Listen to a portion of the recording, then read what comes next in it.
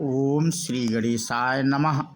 मित्रों, आज इस वीडियो के माध्यम से हम बात करेंगे श्री रामचरितमानस बाल कांड से ये प्रसंग लिया है और इस प्रसंग के हम भाग 41 आप लोगों से साझा कर चुके हैं और आज भाग 42 साझा करेंगे।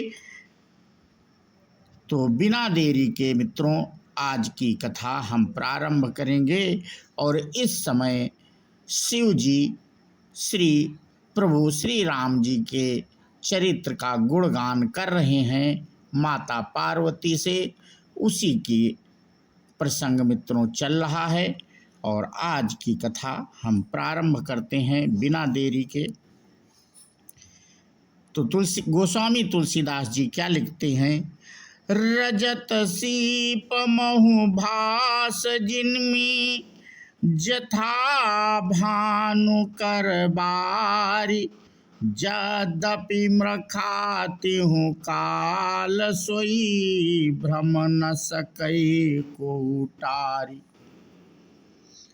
जैसे सीप में चांदी की और सूर्य की किरणों में पानी की बिना हुए भी प्रतीत होती है, यद्यपि यह प्रतीति तीनों काल में झूठ है, तथापि इस भ्रम को कोई हटा नहीं सकता।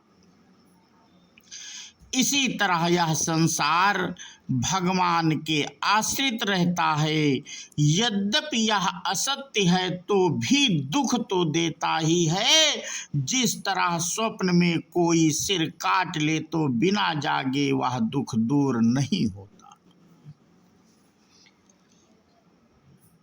तो शिव जी क्या कहते हैं? हे पार्वती, जिनकी कृपा से इस प्रकार का भ्रम मिट जाता है वही कृपालु श्री रघुनाथ जी हैं, जिनका आदि और अंत किसी ने नहीं जान पाया।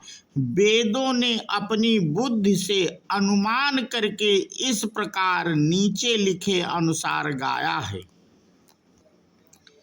वह ब्रह्मा बिना ही पैर के चलता है, बिना ही कान के सुनता है, बिना ही हाथ के नाना प्रकार के काम करता है, बिना मुंह जीभ्या के ही सारे छहों रसों का आनंद लेता है और बिना ही वाणी के बहुत योग्य वक्ता है।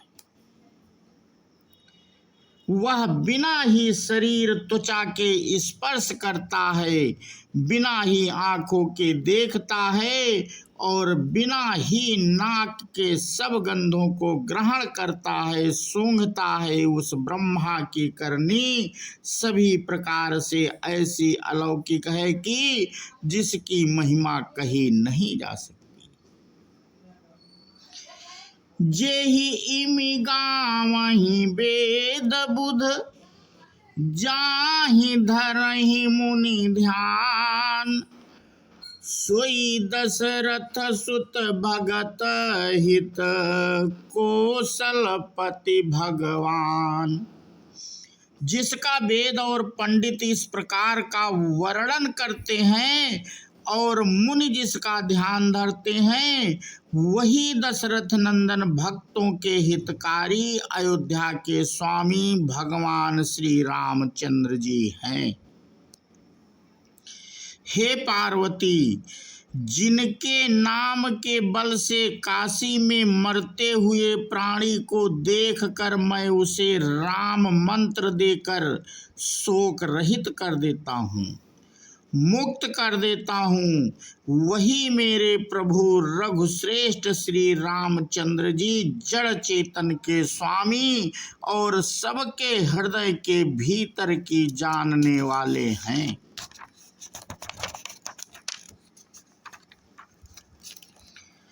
विवश होकर बिना इच्छा के भी जिनका नाम लेने से मनुष्यों के अनेक जन्मों में किए हुए पाप जल जाते हैं, फिर जो मनुष्य आदर पूर्वक उनका स्मरण करते हैं वे तो संसार रूपी दुस्तर समुद्र को गाय के खुर से बने हुए गड्ढे के समान अर्थात बिना किसी परिश्रम के पार कर जाते हैं।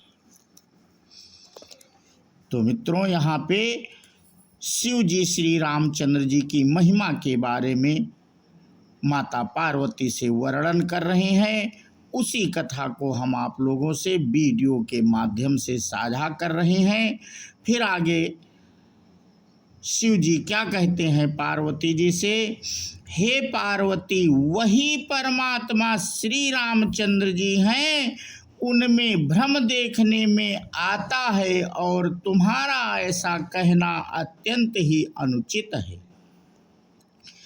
इस प्रकार का संदेह मन में लाते ही मनुष्य के ज्ञान वैराग्य आदि सारे सद्गुण नष्ट हो जाते हैं।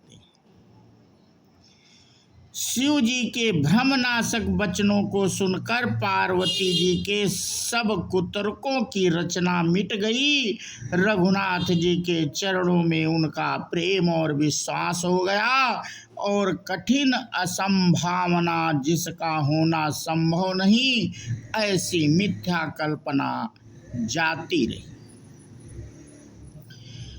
पुनि पुनि प्रभु पद कमल गहि जोरी पंकरुहु पानी, बोली गिरिजा बचन बर मनहु प्रेम रस सानी। बार बार स्वामी शिव जी के चरण कमलों को पकड़कर और अपने कमल के समान हाथों को जोड़कर पार्वती जी मानो प्रेम रस में सान कर सुंदर वचन बोली। क्या कहती हैं, आपकी चंद्रमा की किरणों के समान शीतल वाणी सुनकर मेरा अज्ञान रूपी शरद ऋतु क्वार की धूप का भारी ताप मिट गया। हे कृपालु, आपने मेरा सब संदेह हर लिया। अब श्री रामचंद्र जी का यथार्थ स्वरूप मेरी समझ में आ गया। हे नाथ, आपकी कृपा से अब मेरा विषाद जाता रहा और आपके चरणों के अनुग्रह से मैं सुखी हो गई। यद्यपि मैं स्त्री होने के कारण स्वभाव से ही मूर्ख और ज्ञानहीन हूँ, तो भी अब मुझे अपनी दासी जानकर हे प्रभु, यदि आप मुझ पर प्रसन्न हैं तो जो बात मैंने पहले आपसे पूछी थी वही कहिए। यह सत्य है कि श्री रामचंद्र जी ब्रह्मा हैं, चिन्मय हैं, ज्ञान स्वरूप हैं, अविनाशी हैं, सबसे रहित और सबके हृदय रूपी नगरी में निवास करने वाले हैं। फिर हे नाथ, उन्होंने मनुष्य का शरीर किस कारण धारण किया? हे धर्म की ध्वजा धारण करने वाले प्रभु, यह मुझे समझा कर कहिए। पार्वती के अत्यंत नम्र वचन सुनकर और श्री रामचंद्र जी की कथा में उनका विशुद्ध प्रेम देखकर तब भगवान शिव जी ने कहा। तो मित्रों, आज का प्रसंग हम यहीं पे समाप्त करते हैं और इसके आगे की कथा हम अपने अगले वीडियो के माध्यम से साझा करेंगे। बोलो श्यावर रामचंद्र की जय, हनुमान जी की जय। जय हिंद, जय भारत, वंदे मातरम।